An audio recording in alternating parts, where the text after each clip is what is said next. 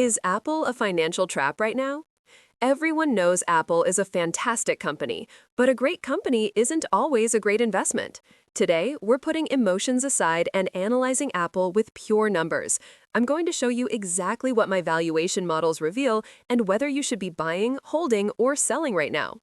My analysis projects a potential return that barely justifies the risk, and one key indicator suggests Apple is significantly overvalued. Stick with me to see what it is and why it's so important. Let's get straight to it. Apple has been a beast, historically outperforming the S&P 500. It's a stable giant. But past performance doesn't guarantee future results. What we need to know is, if I invest $100 in Apple today, what return can I realistically expect? To answer this, we use a model called the CAPM. All it does is calculate the minimum return an investor should demand for taking on the risk of a specific stock. For Apple, that minimum required return comes out to 10.5% per year. If we can't confidently expect to make at least 10.5%, the investment isn't financially worth it. So what can we expect? I ran two projections based on analyst estimates and the company's own financials. The optimistic scenario gives us an annualized return of about 10.4%. That's right below our minimum requirement. Not great. The conservative scenario is even worse, projecting a return of just 5.3% per year. From a numbers perspective, this is a clear signal. Maximizing your returns with Apple at its current price is very difficult. If you're getting value from this kind of no-nonsense analysis, do me a favor and hit that subscribe button. It helps the channel a ton and you won't miss my next breakdown. Now, let's look at it from another angle, valuation. Is the current stock price fair? I used a discounted cash flow model, which basically estimates a company's future profits and calculates their present value. The result? The model indicates Apple is significantly overvalued. And I'm not the only one saying this. I use Investing Pro for my data, and their own analysis also flags Apple as overvalued. In fact, their overall company health score for Apple is just a 3 out of 5, dragged down precisely by this high valuation. Of course, these models don't capture everything. They can't quantify the magic of a new product launch or a breakthrough in AI, but they give us a crucial financial baseline, and right now, that baseline is telling us to be careful.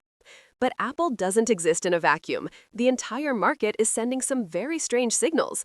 And later, I'll tell you about a rare indicator that just flashed red, suggesting a storm might be brewing. So what's my personal take? Based on these numbers, justifying a new investment in Apple today is complicated. The potential upside just doesn't seem to compensate for the risk, especially with the stock price so high. Personally, I would not be buying more Apple stock for a while.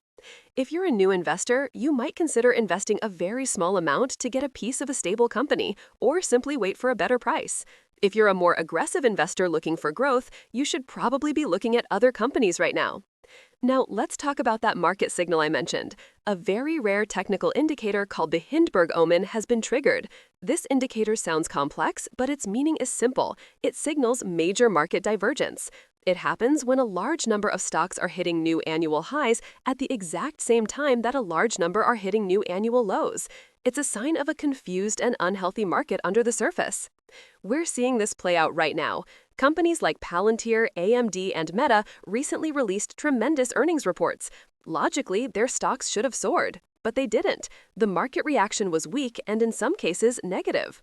This brings us to a key concept. When good news causes the market to drop, it means the good news was already priced in, and the last bulls, the last optimistic buyers, are finally giving up and selling. This is a very bearish sign. The opposite is also true. When bad news comes out and the market actually goes up, it's a sign that the bears are capitulating. That's bullish. Right now, we are seeing the former. Strong earnings are being met with a shrug. This tells me that bearish currents are intensifying as we head towards the end of the year. All the data I've used today, from the projections to the fair value calculations, comes from Investing Pro. They are my go-to tool for deep financial analysis. They're having a big Black Friday promotion right now, so if you want to use the same tools I use to analyze stocks, I'll leave a link for you to check it out in the description. So to wrap it up, Apple is a phenomenal company, but its stock appears overvalued, offering low potential returns at its current price. At the same time, the broader market is showing signs of internal weakness, where even great news isn't enough to push stocks higher. This is a time for caution. What's your move with Apple? Are you buying, holding, or taking profits? Let me know in the comments below. And if you haven't already, subscribe to Minuto Inversor for more direct analysis to help you invest smarter.